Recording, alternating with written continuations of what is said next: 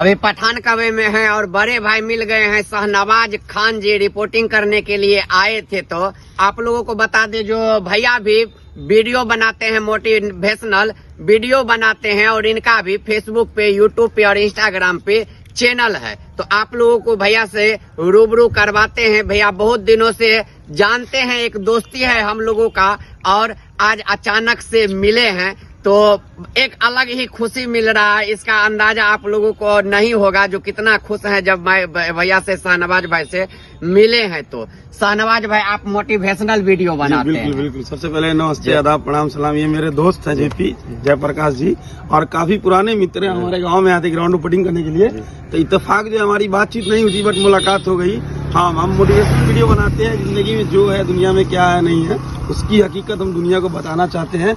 और ये भी बताना चाहते हैं दुनिया में कि सारे लोग जो है दुनिया में एक जैसे नहीं होते हैं।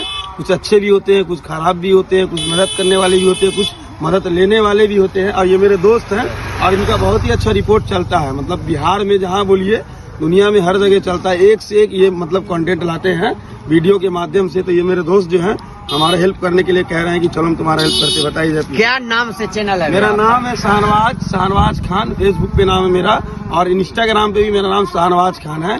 दोनों पे मेरा नाम एक ही है और अच्छे से अच्छा हम वीडियो बनाने का काम करते हैं। तो चलिए, अभी आपको दिखाए हैं, मिलाए हैं शाहनवाज खान भाई से। तो आप लोग भी जल्दी सर्च कीजिए चैनल को और फॉलो कर दीजिए और वीडियो देखिए। बहुत बहुत धन्यवाद।